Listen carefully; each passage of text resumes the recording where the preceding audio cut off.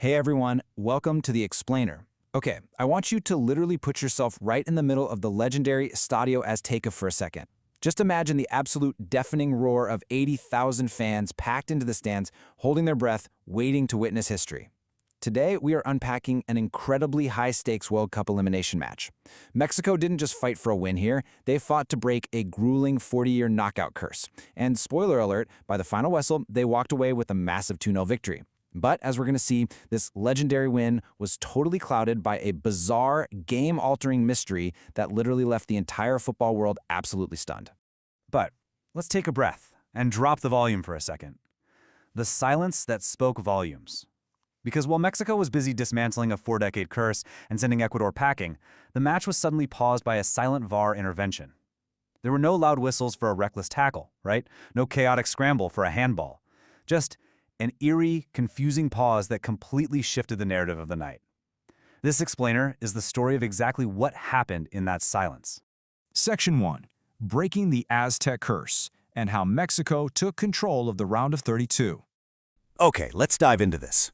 We need to start right at the chronological beginning of this July 1st, 2026 match to really understand the sheer momentum Mexico was riding. So, it's the round of 32, and Mexico steps onto the pitch completely fueled by the electric, undeniable energy of their home crowd. I mean, they didn't just want to win, they wanted to dominate from the literal opening second. Let's look at exactly how quickly and clinically Mexico dismantled that 1986 curse. 0 minutes. Kickoff at the Azteca. The pressure is on. Just 22 minutes in, Julián Quiñones finds a tiny gap in the Ecuadorian press, and boom, unleashes an absolutely thunderous strike to make it 1-0. Then, barely 10 minutes later at the 31-minute mark, the pressure completely breaks Ecuador again. Raúl Jiménez capitalizes on a defensive turnover, as clinical as ever, and slots home his 47th international goal to make it 2-0. At this point, the stadium is absolutely rocking to the strains of El Rey. Mexico is in total control. Section 2. The VAR Mystery. A silent intervention changes the game. But just as you think the story of the match is written, the tone drastically shifts. We're moving into the dying moments of the match. Ecuador is desperately trying to survive, throwing literally everything they can at the wall to find a lifeline. And then, a crucial review stops everything dead in its tracks. The momentum halts. The players just freeze. So what exactly did the video assistant referee, or VAR, actually see? The referee didn't blow the whistle for a foul. There was absolutely no handball in the box. So what in the world prompted the cameras to suddenly zoom in on a heated exchange between Ecuador's Piero Hincapié and Mexico's Santi Jiménez? The entire stadium watched the monitors, holding their breath, trying to decipher what infraction could possibly have occurred off the ball. And then, the referee pulls out a red card. Hincapié is ejected. No way. And this brilliantly illustrates the crux of the controversy. Hincapié was ejected for violating a strict new FIFA rule, covering his mouth during a confrontation. Yep. You heard that right. The governing body implemented this rule to prevent abusive language between players from going undetected. Now, as an impartial observer, it kind of forces you to ask the question, was this a perfectly fair application of the law, stepping up to enforce sportsmanship, or did a weird technicality just strip Ecuador of their absolute last fighting chance? It's a shocking moment that completely shifted the entire mood of the game. Section 3. Domination by the numbers. Unpacking the 2-0 victory. Let's step back from the lingering controversy for a second and pivot back to the objective reality of the match. We're going to unpack this 2-0 victory by looking strictly at the numbers, just to show the sheer, undeniable pressure that Mexico applied across those 90 minutes. Now, what's really interesting about these numbers is how a stark contrast emerges. Ecuador managed to claw their way back to a 53% possession stat by the end of the game. On paper, right? That looks like control. But on the offensive side of things, Mexico unleashed a relentless onslaught, recording 15 goal attempts.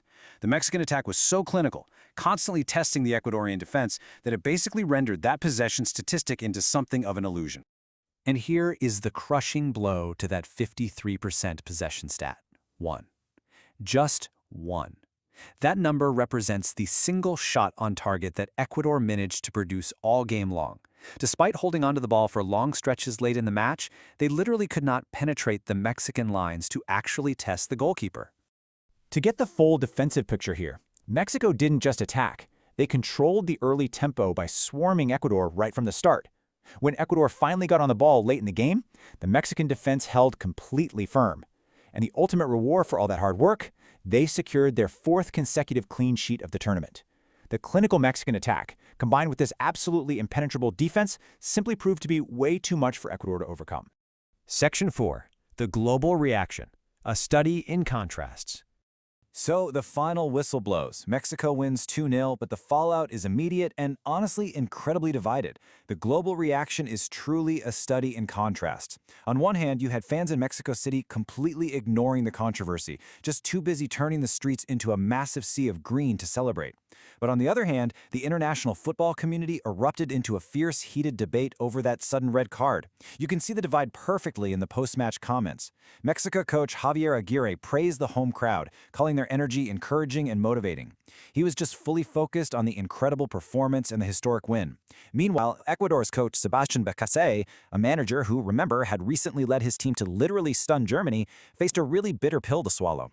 He usually avoids excuses, but the sudden, confusing end to their really promising tournament left a lingering frustration that was basically impossible to hide. Section 5. The Road Ahead. What this means for the World Cup. Which brings us to the road ahead. The implications of this night in Mexico City are absolutely massive for the rest of the tournament. Mexico has successfully dismantled their knockout hoodoo. The curse is broken. They are officially advancing to the round of 16 with a ton of momentum and an impenetrable defense. So what's next? Well, Mexico secures a high-stakes state with the winner of the England versus DR Congo match. It's a massive challenge waiting in the wings. For Ecuador, sadly, their incredibly promising journey ends right here. They head to the airport wrapped in a cloud of frustration, leaving behind a red card incident that FIFA officials will undoubtedly be analyzing and debating for years to come. Which brings us to our final thought of this explainer. Mexico dominated, Ecuador fought hard, but a brand new rule and a silent monitor fundamentally decided the final tone of the night. So, I leave this question for you to ponder. Was this strict new mouth-covering rule a necessary progressive step for sportsmanship on the pitch, or was it a total mystery of modern officiating that robbed a fighting team of its dignity in their final moments? Look at the facts, look at the timeline we've covered, and decide for yourself. Did VAR get it right? Thank you so much for joining me to break down this fascinating match, and be sure to subscribe for more explainers on the world's most mysterious and compelling moments.